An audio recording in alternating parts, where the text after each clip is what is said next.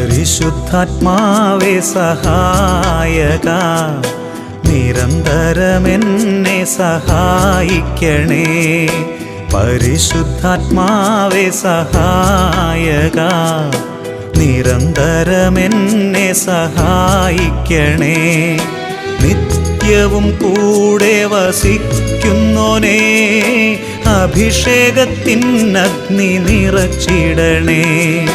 നിത്യവും കൂടെ വസിക്കുന്നോനേ, അഭിഷേകത്തിനഗ്നി നിറച്ചിടണേ.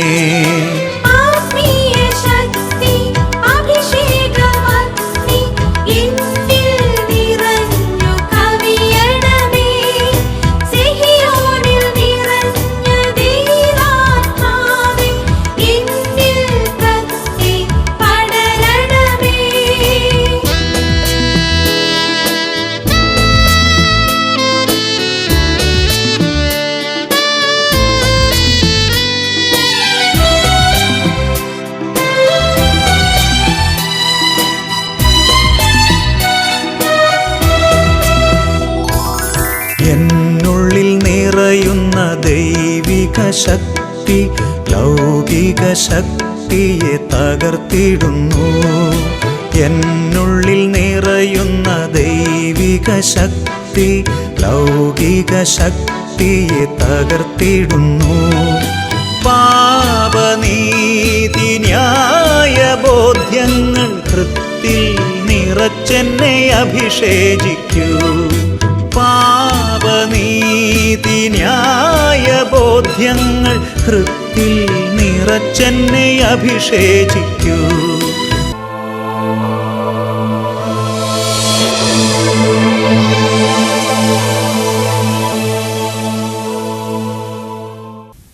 ഹല്ലേലൂയ.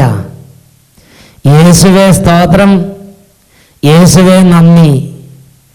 അഭിഷേകാഗ്നിയുടെ എല്ലാ പ്രേക്ഷകർക്കും യേശു ക്രിസ്തുവിൻ്റെ ധന്യനാമത്തിൽ കൃപയും സമാധാനവും. Praise the Lord. ഇന്ന് നമ്മൾ ചിന്തിക്കുന്ന വിഷയം വിശ്വാസം പകർന്നു കൊടുക്കുക എന്നതിനെക്കുറിച്ചാണ്. നിയമാവർത്തന ഗ്രന്ഥം 6-ാം അധ്യായം 6-7 തിരുലിഖിതങ്ങൾ. ഞാനിന്ന് നിങ്ങളോട് കൽപ്പിക്കുന്ന ഈ വചനങ്ങൾ നിങ്ങളുടെ ഹൃദയത്തിലുണ്ടായിരിക്കണം. ജാഗരൂകതയോടെ അവ നിങ്ങളുടെ മക്കളെ പഠിപ്പിക്കണം. ലോകത്തിൻ്റെ നാനാഭാഗങ്ങളിൽ ദൈവത്തിൻ്റെ ആത്മാവ് സ്വർഗരാജ്യത്തിൻ്റെ ദൂതിനു വേണ്ടി ഇതാ നമ്മെ ഒരുമിച്ച് കൂട്ടിയിരിക്കുകയാണ്. കഴിഞ്ഞ നാളുകളിൽ അഭിഷേകാഗ്നി പ്രോഗ്രാമിൻ്റെ സമയത്ത് ദൈവവചനം കേട്ടുകൊണ്ടിരുന്നപ്പോൾ അനേകരുടെ കുടുംബങ്ങളിൽ അത്ഭുതങ്ങളും അടയാളങ്ങളും സംഭവിച്ചതിൻ്റെ സാക്ഷ്യങ്ങൾ ലഭിച്ചിട്ടുണ്ട്. മർക്കോസ് 16:20 അവർ എല്ലായിടത്തും പോയി പ്രസംഗിച്ചു. കർത്താവ് അവരുടെ കൂടെ പ്രവർത്തിക്കുകയും അടയാളങ്ങൾ കൊണ്ടും അത്ഭുതങ്ങൾ കൊണ്ടും വചനം സ്ഥിരീകരിക്കുകയും ചെയ്തു. 1-2 പേരുടെ അനുഭവം നിങ്ങളുടെ ശ്രദ്ധയിലേക്ക് കൊണ്ടുവരികയാണ്. പാലായിലുള്ള കൊടുമ്പിടി എന്ന സ്ഥലത്ത് നിന്ന് അമ്പലത്തട്ടിൽ തോമസ് ഊട്ടിയാണ് ഈ സാക്ഷി എഴുതി അറിയിക്കുന്നത്. 32 വർഷം പഴക്കമുള്ള ചുണങ്ങ് അഭിഷേകാഗ്നി പ്രോഗ്രാം കണ്ട് പ്രാർത്ഥിച്ചുകൊണ്ടിരുന്നപ്പോൾ ശരീരത്തിൽ നിന്ന് അപ്രത്യക്ഷമായി. 1.5 വർഷത്തോളമായി അഭിഷേകാഗ്നി പ്രോഗ്രാം സ്ഥിരം കാണുന്ന വ്യക്തിയാണ് ഞാൻ. ഓരോ പ്രാവശ്യവും അനേകം വ്യക്തികൾക്ക് വചനം കേട്ടുകൊണ്ടിരിക്കുമ്പോൾ യേശുവിന്റെ നാമത്തിൽ സൗഖ്യം ലഭിക്കുന്നതിനെ കുറിച്ച് സാക്ഷ്യങ്ങളിലൂടെ ഞാൻ മനസ്സിലാക്കി. ഞാൻ എൻ്റെ ഈ രോഗം സുഖപ്പെടാൻ വേണ്ടി എല്ലാവിധ ചികിത്സകളും ചെയ്ത ആളാണ്. അങ്ങനെ 32 വർഷം എൻ്റെ ശരീരത്തിൽ ഞാനത് വഹിച്ചുകൊണ്ട് നടന്നു. എത്ര ചികിത്സ ചെയ്തിട്ടും ഒരു കുറവും ഉണ്ടായില്ല. അങ്ങനെ ഇരുന്നപ്പോൾ 3 മാസങ്ങൾക്ക് മുമ്പ് അഭിഷേകാഗ്നി പ്രോഗ്രാമിൻ്റെ സമയത്ത് ഞാനും എൻ്റെ കരം ശരീരത്തിലേക്ക് വെച്ചിട്ട് യേശുവേ എന്നെ സുഖപ്പെടുത്തണമേ എന്ന് ഞാൻ കരഞ്ഞ് പ്രാർത്ഥിച്ചു.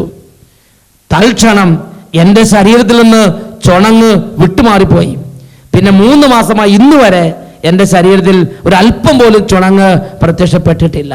യേശു കർത്താവിന് 1000 നന്ദി. രണ്ട് കരങ്ങൾ യേശുക്രിസ്തുവിന്റെ സന്നിധിയിലേക്ക് ഉയർത്താം. ഇപ്പോൾ ഏത് അവസ്ഥയിലാണ് ജനിക്കുന്നത് ആ കണ്ണുനീരിലേക്ക് ദൈവത്തിന്റെ ശക്തി പ്രവഹിക്കട്ടെ. ജെറമിയ 31:16 കരച്ചിൽ നിർത്തി കണ്ണുനീർ തുടയ്ക്കൂ, നിന്റെ യാതനകൾക്ക് പ്രതിഫലം ലഭിക്കും.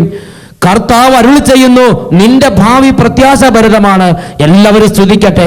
Hallelujah, hallelujah, hallelujah. ഓ ദൈവമേ, ഇപ്പോൾ ഈ കൂട്ടായ്മ പ്രാർത്ഥിച്ചുകൊണ്ടിരിക്കുന്ന ആയിരക്കണക്കിന് ലക്ഷക്കണക്കിന് മക്കളുടെ മേൽ സ്വർഗത്തിന്റെ അഭിഷേകം പ്രവഹിച്ചുകൊണ്ടിരിക്കട്ടെ കർത്താവേ. സാത്താൻ ബന്ധിച്ചിട്ടിരിക്കുന്നവരെ ഇപ്പോൾ എല്ലാ ചങ്ങലകളിൽ നിന്ന് വിടുവിച്ച് പ്രാർത്ഥിക്കുന്നു. രോഗക്കെട്ടുകളിരിക്കുന്നവരെ രോഗക്കെട്ടുകൾ അഴിച്ച് വിടുവിച്ച് പ്രാർത്ഥിക്കുന്നു. വെറുപ്പിന്റെ നിരാശയിൽ കെട്ടിലിരിക്കുന്നവരെ യേശുവിന്റെ നാമത്തിൽ വിടുവിച്ച് പ്രാർത്ഥിക്കുന്നു. ഓരോ ജീവിതങ്ങളിലും വ്യത്യാസങ്ങൾ ഉണ്ടാകട്ടെ. യേശുവിന്റെ നാമത്തിൽ ഇപ്പോൾ പ്രാർത്ഥിക്കുന്നു. Hallelujah, hallelujah. ഓ ദൈവമേ, അവിടുന്ന് തിരുസഭയ്ക്ക് നൽകിയിരിക്കുന്ന പൗരോഹിത്യത്തിന്റെ അധികാരം ഉപയോഗിച്ച് പിതാവിന്റെയും പുത്രന്റെയും പരിശുദ്ധാത്മാവിന്റെ നാമത്തിൽ ഓരോ കുടുംബങ്ങളെ ആശീർവദിച്ച് ഓരോ മക്കളെയും ബന്ധിച്ചിട്ടിരിക്കുന്ന ഓരോ കെട്ടുകളും അഴിച്ച് വിടുവിച്ച് പ്രാർത്ഥിക്കുന്നു. Hallelujah, hallelujah. യേശുവേ ആരാധന, ആരാധന. യേശുവേ സ്തോത്രം, യേശുവേ നന്ദി, യേശുവേ സ്തോത്രം, യേശുവേ നന്ദി, യേശുവേ സ്തോത്രം, യേശുവേ ആരാധന. Praise the Lord. ഹല്ലേലൂയ. യേശുവേ സ്തോത്രം, യേശുവേ നന്ദി. നിയമാവർത്തന പുസ്തകം 6-ാം അധ്യായം 6 മുതൽ 9 വരെ തിരുലിഖിതങ്ങൾ ഒരു വിശ്വാസിയുടെ ജീവിതത്തിലെ അതിപ്രധാനമായൊരു ദൗത്യത്തെക്കുറിച്ച് സ്വർഗം പഠിപ്പിക്കുകയാണ്. ഞാനിന്ന് നിങ്ങളോട് കൽപ്പിക്കുന്ന ഈ വചനങ്ങൾ നിങ്ങളുടെ ഹൃദയത്തിലുണ്ടായിരിക്കണം. ആദ്യത്തെ നിർദ്ദേശമാണത്. ദൈവത്തിന്റെ വചനങ്ങൾ ഹൃദയം നിറയെ ഉണ്ടായിരിക്കണമെന്ന് ദൈവം ആഗ്രഹിക്കുകയാണ്. ഞാനിന്ന് നിങ്ങളോട് കൽപ്പിക്കുന്ന ഈ വചനങ്ങൾ നിങ്ങളുടെ ഹൃദയത്തിൽ ഉണ്ടായിരിക്കണം. അടുത്തൊരു ദൗത്യം, ജാഗരൂകതയോടെ അവ നിങ്ങളുടെ മക്കളെ പഠിപ്പിക്കണം. മക്കളെ പഠിപ്പിക്കുന്ന കാര്യത്തിൽ ഒരു ജാഗരൂകത, ഒരു അലർട്ട്നെസ്, ഒരു പ്രത്യേക ഒരു ശ്രദ്ധ ഈ കാര്യത്തിൽ വേണമെന്ന് ദൈവം നിർബന്ധിക്കുകയാണ്. വീണ്ടും തിരുലിഖിതങ്ങൾ നമ്മൾ കാണുന്ന എങ്ങനെയാണ്? വീട്ടിലായിരിക്കുമ്പോഴും യാത്ര ചെയ്യുമ്പോഴും കിടക്കുമ്പോഴും എഴുന്നേൽക്കുമ്പോഴും അവയെ പറ്റി സംസാരിക്കണം. ഞാൻ ഈ വചനം കേട്ടപ്പോൾ ചിന്തിച്ചു, ദൈവമേ, എപ്പോഴും ഈ വചനത്തെക്കുറിച്ച് ഇങ്ങനെ സംസാരിച്ചുകൊണ്ടിരിക്കാൻ പറ്റുമോ? വീട്ടിലായിരിക്കുമ്പോഴും യാത്ര ചെയ്യുമ്പോഴും കിടക്കുമ്പോഴും എഴുന്നേൽക്കുമ്പോഴും എപ്പോഴും സംസാരിക്കണം. അടുക്കള ജോലി ചെയ്യുമ്പോൾ, വെള്ളം കോരുമ്പോൾ, വാഹനത്തിൽ യാത്ര ചെയ്യുമ്പോൾ, വാഹനത്തിൽ നിന്ന് ഇറങ്ങുമ്പോൾ, മുറിയിലേക്ക് കയറുമ്പോൾ, എപ്പോൾ ദൈവമക്കൾ കണ്ടുമുട്ടുന്നോ അപ്പോഴെല്ലാം ദൈവവചനം പരസ്പരം സംസാരിക്കണം. ദൈവിക ദൂതുകൾ പരസ്പരം സംസാരിക്കണം. ദൈവം വചനത്തിലൂടെ വ്യക്തമാക്കിയിരിക്കുകയാണ്. അടുത്ത വചനം വായിച്ചപ്പോൾ എൻ്റെ മനസ്സിൽ വീണ്ടും കൗതുകം ഉണർന്നു. അടുത്ത വചനം ഇങ്ങനെയാണ് കാണുന്നത്: അവ കയ്യിൽ അടയാളമായും നെറ്റിത്തടത്തിൽ പട്ടമായും അണിയണം. കൈത്തടയിൽ അടയാളമായി പതിക്കുക, നെറ്റിത്തടത്തിൽ പട്ടമായി അണിയുക. ചെവിയിലും നെറ്റിയിലും കഴുത്തിലും കയ്യിലും കാലിലും ശരീരം മുഴുവനിലും ഈ ദൈവവചനം അടയാളമായും പട്ടമായും മുദ്രയായും അണിയണമെന്ന് ദൈവവചനത്തിലൂടെ ദൈവം ആവശ്യപ്പെട്ടിരിക്കുകയാണ്. വീണ്ടും തിരുലിഖിതം പഠിപ്പിക്കുകയാണ്, അവ നിങ്ങളുടെ വീടിന്റെ കട്ടളക്കാലിൽ മേലും വാതിൽപ്പടിയിൽ മേലും എഴുതി വെക്കണം. ചുരുക്കി പറഞ്ഞാൽ, കാണുന്നതും കേൾക്കുന്നതുമായ എല്ലാ മേഖലകളിലും ദൈവരാജ്യത്തിന്റെ ദൂതുകൾ കൊണ്ട് നിറഞ്ഞിരിക്കണമെന്ന് ദൈവത്തിന്റെ വചനം പഠിപ്പിക്കുകയാണ്. ഈ വചനഭാഗം വായിച്ചപ്പോൾ ഞാൻ ചിന്തിച്ചു, ദൈവമേ, ഇതൊക്കെ നടക്കണ കാര്യമാണോ? ഇതൊക്കെ ഇത്ര എന്തിനാ? അധികമായാൽ അമൃതും വിഷം, ഇങ്ങനെയുള്ള ചില കീടചിന്തകളുമായി ഞാൻ കഴിയുകയാണ്. അപ്പോഴാണ് ഇതിൻ്റെ ആവശ്യകതയെക്കുറിച്ച് എൻ്റെ ജീവിതത്തിൽ എനിക്ക് വ്യക്തമായി ബോധ്യം കിട്ടിയ ഒരു സംഭവം ഉണ്ടായത്. ഇന്ന് എനിക്ക് 100% ബോധ്യമുണ്ട്, ഇങ്ങനെ തന്നെ വേണം. അതിനൊരു സംഭവം ഞാൻ നിങ്ങളോട് പറയാം.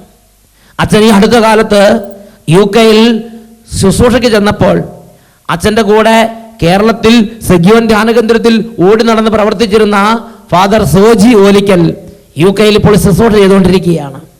ഞാനും അച്ഛനും തമ്മിൽ മാഞ്ചസ്റ്റർ ദേശത്ത് വെച്ച് സുവിശേഷ വേലയുടെ സമയത്ത് കണ്ടുമുട്ടി. അച്ഛൻ അപ്പോൾ ഒരു അനുഭവം പറഞ്ഞു. അച്ഛൻ പറയുകയാണ്, ഇംഗ്ലണ്ടിലുള്ള ഒരു മലയാളിയുടെ ഒരു കടയിൽ ഒരു ഇംഗ്ലീഷുകാരൻ അവിടെ കയറി വന്നു. അപ്പോൾ മലയാളി കേരളത്തിൽ നിന്ന് നല്ല വിശ്വാസ ചൈതന്യത്തോടെയാണ് ഇംഗ്ലണ്ടിലേക്ക് പോയിരിക്കുന്നത്.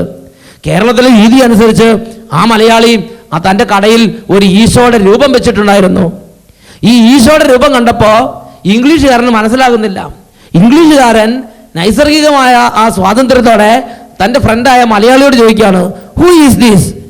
Is it your boss? ചിന്തിച്ചു നോക്കുക.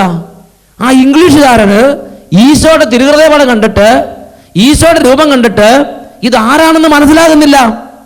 Who is this? Is it your boss? നമ്മുടെ ഈ നാട്ടിലൊക്കെ തൃശ്ശൂരോ പാലക്കാടോ ഓരോ കടകളിൽ ചെന്നാൽ ആ കടകളുടെ ഫൗണ്ടറിന്റെ ഫോട്ടോ അവിടെ കടയിൽ വെച്ചിരിക്കുന്നത് ചില പ്രദേശത്ത് കാണാൻ സാധിക്കും. നമ്മുടെ ബ്രിട്ടീഷുകാരൻ വിചാരിക്കുകയാണ് ഈ മലയാളിയുടെ കടയിൽ വെച്ചിരിക്കുന്ന ഈ രൂപം ഒരുപക്ഷെ ഈ കടയുടെ ഓണറിന്റെ ബോസിന്റെ രൂപമായിരിക്കും എന്ന് ചിന്തിച്ച്, ചിത്രമായിരിക്കും എന്ന് ചിന്തിച്ച് ചോദിക്കുകയാണ്, who is he? Is it your boss? എന്താ കാരണം? 144 വർഷം വരെ, 144 വയസ്സ് വരെ ഈ മുഖമുഖത്ത് ഒരു ക്രിസ്ത്യാനിയായി ജീവിച്ചിട്ട് അയാൾക്ക് ഈശോയുടെ രൂപം കണ്ടാൽ അത് യേശുവിന്റെ രൂപമാണ് എന്ന് തിരിച്ചറിയാൻ പറ്റാത്ത വിധം വിശ്വാസ രംഗത്ത് ഒരു വരൾച്ച അദ്ദേഹം അനുഭവിക്കുകയാണ്. ഞാൻ അതിനെക്കുറിച്ച് അന്വേഷിച്ചപ്പോൾ എനിക്കൊരു കാരണം മനസ്സിലായി. ഈ ചെറുപ്പക്കാരൻ കുട്ടിയായി വളർന്നത് ഒരു ക്രിസ്തീയ കുടുംബത്തിലാണെങ്കിലും ആ ക്രിസ്തീയ കുടുംബത്തിൽ വിശ്വാസം പരിശീലിപ്പിക്കുന്ന, വിശ്വാസം പകർന്നു കൊടുക്കുന്ന ഒരു അന്തരീക്ഷം ഉണ്ടായിരുന്നില്ല എന്നതാണ് സത്യം.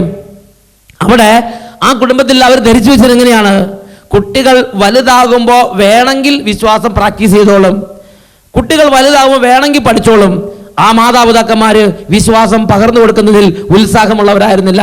അവർ ലോകപ്രകാരം ജീവിക്കുന്ന, ലോകപ്രകാരമുള്ള ഗതിക്കാരായ മനുഷ്യരായിരുന്നു. വിശ്വാസം പകർന്നു കൊടുക്കുന്നതിൽ അവർക്ക് ഉണർവുണ്ടായിരുന്നില്ല.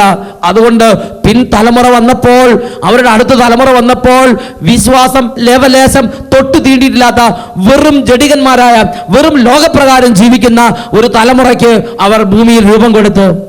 പ്രിയപ്പെട്ട സഹോദരങ്ങളെ, അതേ നാട്ടിൽ തന്നെ ഈ കേരളക്കരയിൽ നിന്ന് വിശ്വാസം നന്നായി പരിശീലിച്ചു പോയൊരു കുടുംബത്തിന്റെ സംഭവവും സോജി അച്ഛൻ സൂചിപ്പിക്കുകയുണ്ടായി. ഈ കേരളത്തിൽ നിന്ന് അവിടെ ചെന്ന് ജോലി ചെയ്യുന്ന ഒരു മലയാളി കുടുംബം സോജി അച്ഛനോട് പറഞ്ഞു, അച്ഛാ ഞങ്ങളുടെ വീടൊന്ന് ബ്ലസ് ചെയ്യണം, ഞങ്ങളുടെ വീടൊന്ന് വെഞ്ചരിക്കണം. അച്ഛൻ പറഞ്ഞു തീർച്ചയായും. അങ്ങനെ ഒരു കൺവെൻഷൻ കഴിഞ്ഞ് അച്ഛൻ പോകുന്ന വഴി ആ വീട് വെഞ്ചരിക്കാൻ വേണ്ടി കയറി. രാത്രി 1 മണി കഴിഞ്ഞിട്ടുണ്ട്. ആ കുടുംബം മുഴുവൻ വളരെ തീഷ്ണതയോടെ പ്രാർത്ഥിച്ചുകൊണ്ടിരിക്കുകയാണ്. അച്ഛൻ ചെന്നപ്പോൾ രാത്രി 1 മണി സമയത്ത് കുടുംബം മുഴുവൻ മുട്ടമ്മേൽ നിന്ന് കൊന്ത ചെല്ലുന്നതാണ് സോജിയച്ഛൻ കണ്ടത്. ഉടനെ സോജിയച്ഛൻ അത്ഭുതമായി. കൊന്തയെല്ലാം തീർന്നപ്പോൾ സോജിയച്ഛൻ ചോദിച്ചു, എന്നും നിങ്ങൾ ഇങ്ങനെ തന്നെയാണോ? അപ്പോഴാണ് കുടുംബനാഥൻ അവരുടെ അനുഭവം പറയണത്. കുടുംബനാഥൻ പറഞ്ഞു, അച്ഛാ ഇവിടെ UK രണ്ടുപേരും ജോലി ചെയ്താലും ജീവിക്കാൻ പറ്റുള്ളൂ. അതുകൊണ്ട് ഭാര്യ പകൽ ഡ്യൂട്ടിക്ക് പോകും, ഞാൻ രാത്രി ഡ്യൂട്ടിക്ക് പോകും. എനിക്ക് വൈകുന്നേരം ഒരു 5 മണിയൊക്കെ തൊട്ട് പോയാൽ 1 മണി 1:30 ആകുമ്പോൾ എനിക്ക് തിരിച്ചു വരാൻ പറ്റും. ഞാൻ എൻ്റെ ഡ്യൂട്ടി കഴിഞ്ഞ് തിരിച്ചു വരുന്നത് വരെ എൻ്റെ ഭാര്യ ഉറങ്ങാതെ കാത്തിരിക്കും. എനിക്ക് യൂണിവേഴ്സിറ്റി പഠിക്കുന്ന 2 മക്കളുണ്ട്. ആ യൂണിവേഴ്സിറ്റി സ്റ്റുഡൻസും എൻ്റെ 2 മക്കളും ഞാൻ വരുന്നത് വരെ ഉറങ്ങാതെ അവർ ഹോംവർക്ക് ചെയ്തൊക്കെ കാത്തിരിക്കും. എന്നിട്ട് ഞാനും കൂടെ വന്നു കഴിയുമ്പോൾ ഞങ്ങൾ എല്ലാവരും കുടുംബം ഒരുമിച്ചിരുന്ന് കൊന്ത ചെല്ലും. രാത്രി 1 മണി 1:30 മണി നേരത്ത് കുടുംബം മുഴുവൻ ഒന്നിച്ച് മുട്ടിന്മേൽ നിന്ന് കൊന്ത ചെല്ലും. അതിനുശേഷം സന്ധ്യാഭക്ഷണം കഴിച്ച്, രാത്രി ഭക്ഷണം കഴിച്ച് അവർ കടന്നുറങ്ങും. നിങ്ങൾ ചിന്തിച്ചു നോക്കുക, കൊടും തണുപ്പത്ത് ആ രാജ്യത്തിന്റെ പ്രതികൂലത്തിന് നടുവിൽ ഒരുപാട് പേര് വിശ്വാസമില്ലാതെ ജീവിക്കുമ്പോൾ ഇവര് വിശ്വാസത്തിന് നിറവിൽ ജീവിക്കുകയാണ്, വിശ്വാസത്തിന് നിറവിൽ ജീവിക്കുകയാണ്. എന്താണ് കാരണം? കാരണം ആ മാതാപിതാക്കള് കേരളത്തിലെ ഒരു ക്രൈസ്തവ കുടുംബത്തിൽ ജനിച്ചു വളർന്നപ്പോ അവർക്ക് ചുറ്റിലും കണ്ണു നിറയെ കാണാനും ചെവി നിറയെ കേൾക്കാനും ഹൃദയം നിറയെ അനുഭവിക്കാനും വിശ്വാസം ജീവിക്കുന്നത് കണ്ടും വിശ്വാസം പറയുന്നത് കേട്ടും വിശ്വാസത്തിന്റെ ശക്തി അനുഭവിച്ചും ആ മാതാപിതാക്കന്മാര് ക്രിസ്തീയ കുടുംബത്തിൽ വളർന്നു വന്നു. അവരിപ്പോൾ ദൂരദേശത്ത്, വിദൂര രാജ്യത്ത് വിശ്വാസം മങ്ങിക്കൊണ്ടിരിക്കുന്ന, ആത്മീയ കാര്യങ്ങളിൽ ശുഷ്കാന്തി നഷ്ടപ്പെട്ടുകൊണ്ടിരിക്കുന്ന അനേകം ജാതികളുടെ ചെന്ന് പെട്ടപ്പോൾ അവരിത് ഭയങ്കരമായ ശക്തിയോടെ, ആനന്ദത്തോടെ രാത്രി 1 മണി 1:30 2 മണി ആയാലും അവരിത് ചെയ്യുകയാണ്.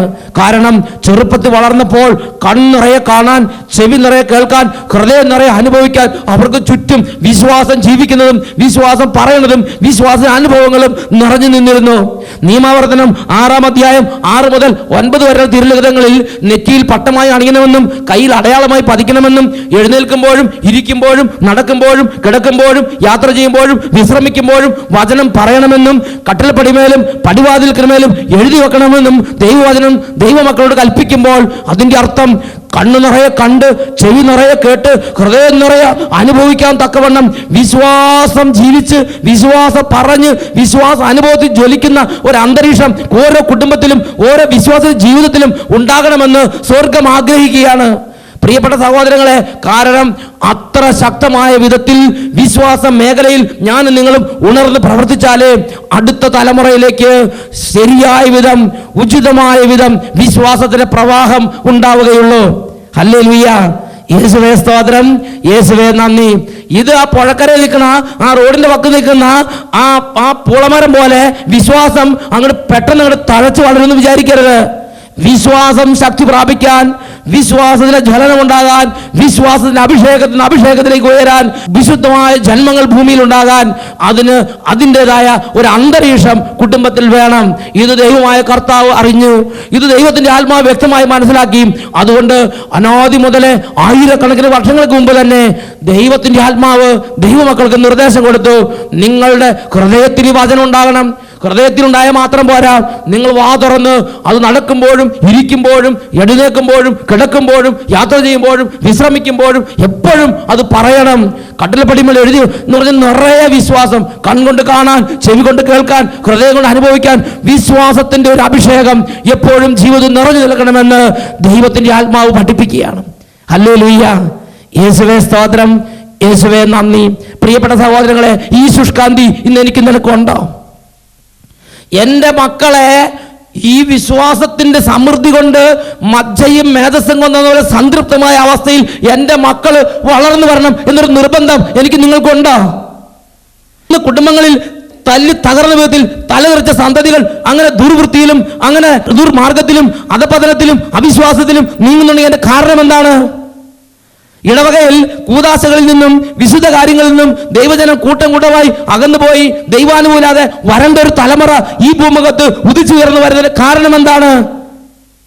ഈ വചനം ലംഘിക്കപ്പെട്ടതുകൊണ്ട് തന്നെ ഈ ഭൂമുഖത്ത് ജീവിച്ചു മരിച്ചുപോയ അനേകായിരം മാതാപിതാക്കളുടെ ജീവിതത്തിൽ, വിശ്വാസ പരിശീലകരുടെ ജീവിതത്തിൽ, ഈ ഭൂമുഖത്ത് കർത്താവ് ദൗത്യമേൽപ്പിച്ച, കർത്താവ് തെരഞ്ഞെടുക്കപ്പെട്ടവരുടെ ജീവിതത്തിൽ നിയമാവർത്തന പുസ്തകം 6-ാം അധ്യായം 6 തൊട്ട് 9 വരെയുള്ള വചനങ്ങൾ നിരന്തരം ലംഘിക്കപ്പെട്ടതുകൊണ്ട് ഈ ഭൂമുഖത്ത് വിശ്വാസ രംഗത്ത് കാല് തെറ്റിയ, വിശ്വാസ രംഗത്ത് അടിവതറിയ, വിശ്വാസ രംഗത്ത് താളം തെറ്റിയ, വിശ്വാസ രംഗത്ത് വഴിപിഴച്ച, വിശ്വാസ രംഗത്ത് വരൾച്ച അനുഭവിക്കുന്ന ജനത പൊങ്ങി വന്നു. ഇതല്ലേ സത്യം?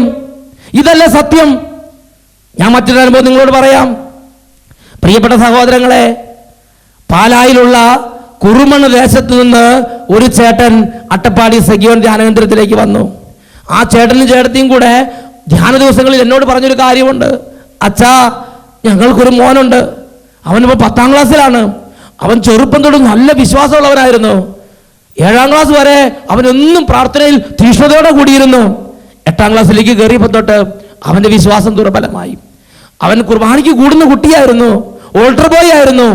ഇപ്പോൾ അവന് കുർബാനയ്ക്ക് കൂടെ താല്പര്യമില്ല. ഇപ്പോൾ അവൻ സന്ധ്യാപ്രാർത്ഥനയ്ക്ക് താല്പര്യമില്ല. ക്ലാസ്സിലെന്നും 1ാം സ്ഥാനം മേടിച്ചിരുന്ന അവൻ പഠനത്തിൽ പതുക്കെ പുറകോട്ടായി.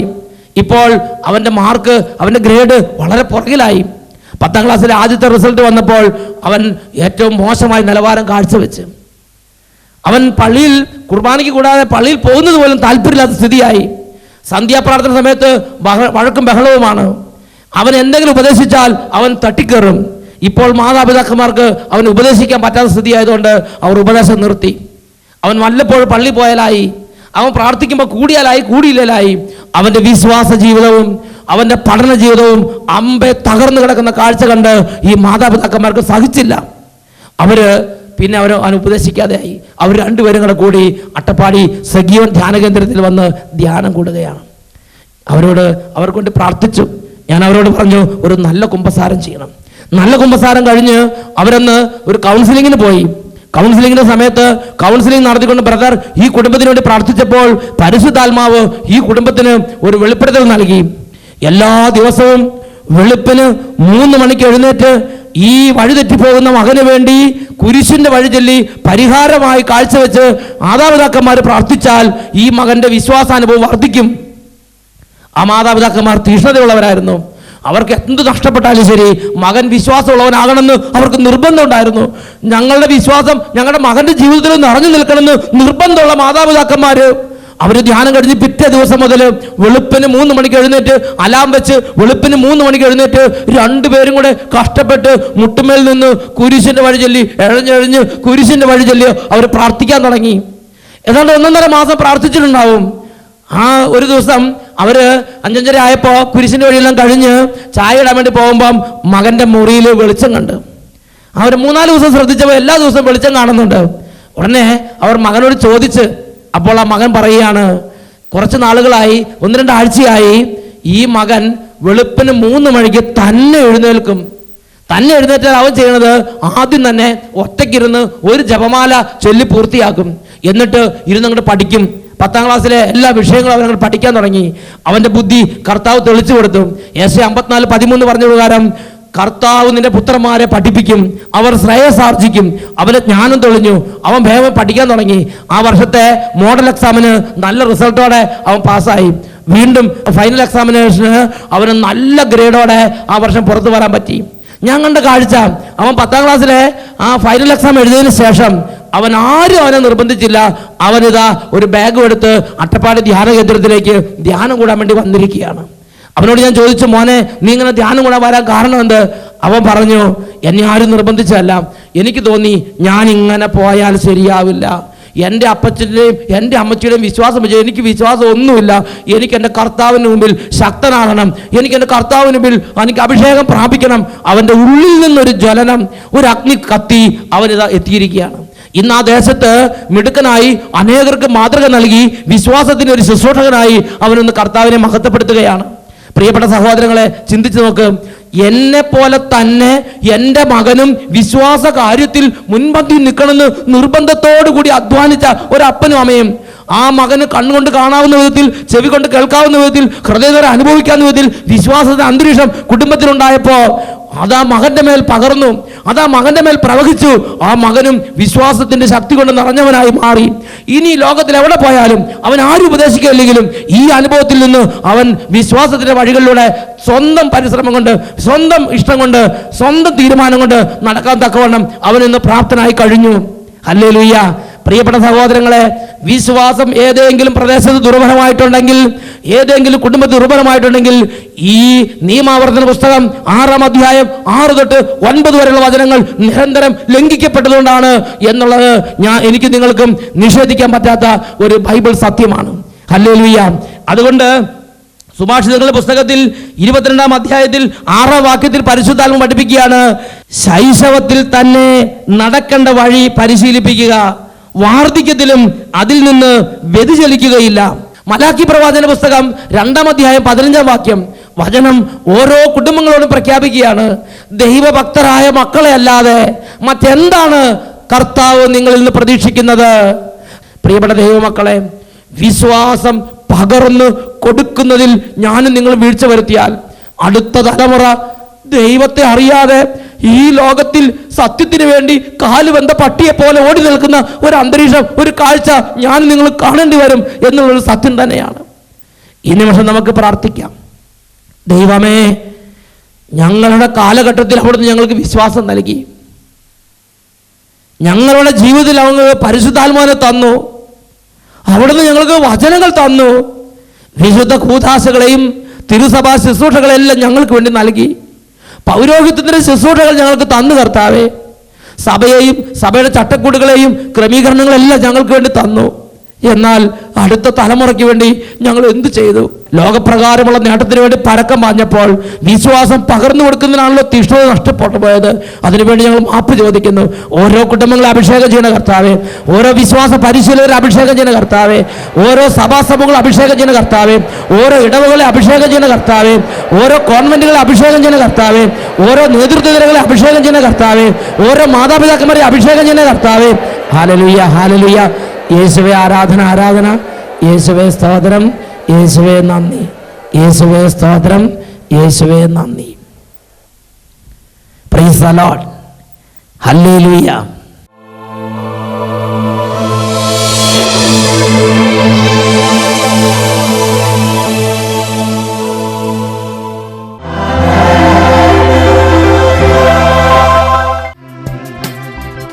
നമ്മുടെ വിശ്വാസത്തിൻ്റെ അതിനാഥനായ രക്ഷിതാവായ യേശു ക്രിസ്തു